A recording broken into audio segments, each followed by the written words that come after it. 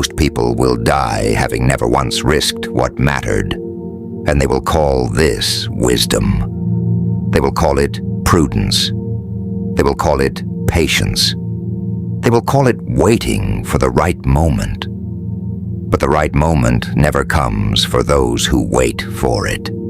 It only comes for those who move before it arrives and absorb the cost of being wrong. This is the first truth about power, and almost no one wants to hear it. Power is not given to the deserving. It is taken by the willing.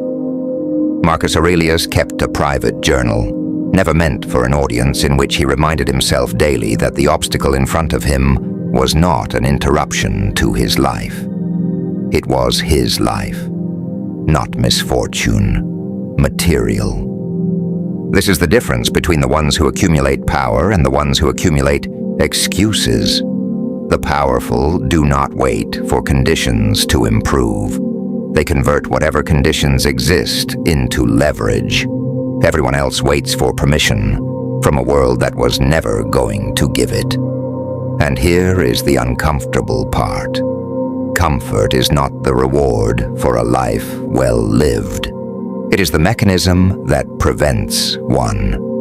Schopenhauer understood that human life oscillates between pain and boredom, and that comfort, when pursued as an end in itself, is simply boredom wearing a more pleasant mask. The comfortable man is not at peace. He is asleep. And sleep, mistaken for safety, is the most efficient way a mind surrenders its own future. Fear is the quiet government most people live under, and they never elect it. They inherit it. Epictetus taught that it is never the event itself that disturbs a person, but the judgment they attach to it. The fear of failure, the fear of judgment, the fear of loss. None of these are imposed from outside. They are manufactured internally, then obeyed as if they were law.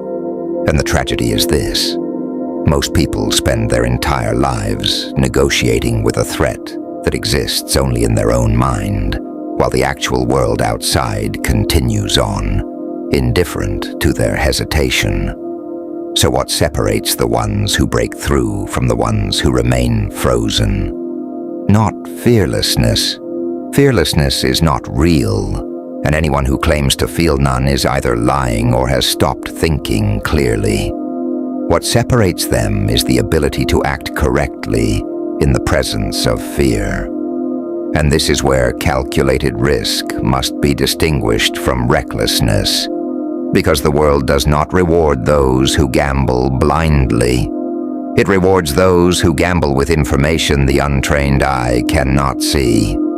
Sun Tzu did not glorify chaos. He glorified preparation so thorough that by the time action was required, the outcome was already decided in advance. Calculated risk is not a leap into darkness. It is a leap made by someone who has already studied exactly how far the ground extends beneath them. The reckless man risks because he cannot tolerate uncertainty. The powerful man risks because he has removed as much uncertainty as the world will allow and accepts responsibility for what remains. This is not bravado. This is architecture.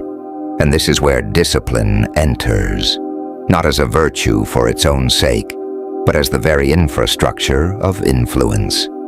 Seneca warned that most people do not lack time. They waste it. And in wasting it, they waste the only resource that could have been converted into mastery. Every hour spent in undisciplined comfort is an hour someone else spent sharpening the skill that will eventually outcompete you. Discipline is not about punishment. It is about becoming the kind of person reality has no choice but to reward. There is also a colder form of power that almost no one discusses openly. Emotional control, not suppression, control.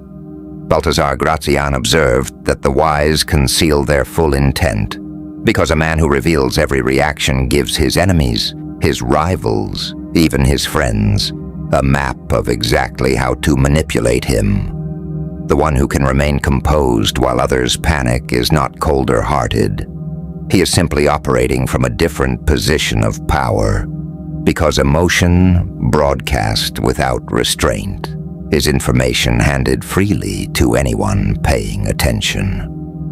Machiavelli understood something the moralists of his time refused to accept: that the world is not run by those who deserve authority, but by those who understand how authority actually functions and act accordingly. He did not counsel cruelty for its own sake. He counseled clarity, the willingness to see human nature exactly as it is, not as sentiment wishes it to be. Illusions are comfortable. They are also the first thing taken from you when reality finally demands payment. And beneath all of this lies the deepest form of power, the one Nietzsche circled his entire life: self-overcoming. Not domination over others, but domination over the parts of yourself that would rather remain small, safe, and unchanged.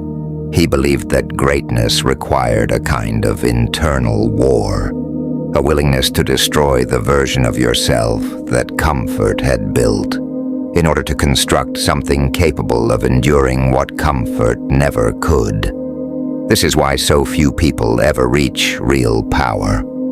Not because the world hides it from them, but because most people are not willing to end the person they currently are in order to become it.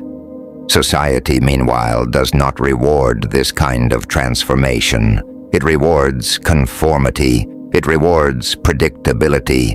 It builds systems that quietly punish those who deviate from the accepted shape of a life. But history does not remember the conformists. History remembers the ones who moved anyway, the ones who took the risk everyone else called irrational, right up until it wasn't.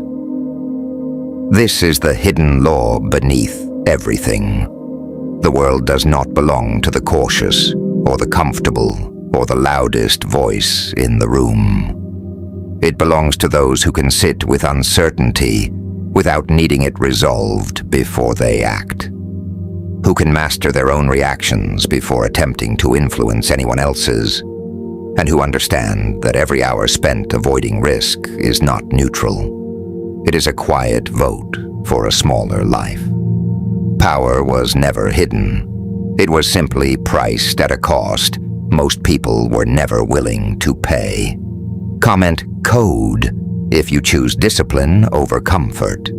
If this philosophy changed the way you see the world, visit our profile and the link in our bio to claim the Code of Power ebooks. Inside you'll discover deeper lessons drawn from timeless philosophy, psychology, strategy, and self-mastery, designed for those who refuse an ordinary life and are committed to building lasting discipline, clarity, and inner power. Subscribe to Code of Power today and join those who reject mediocrity, embrace discipline, master themselves before seeking to master the world, and choose to shape their destiny instead of surrendering it to circumstance.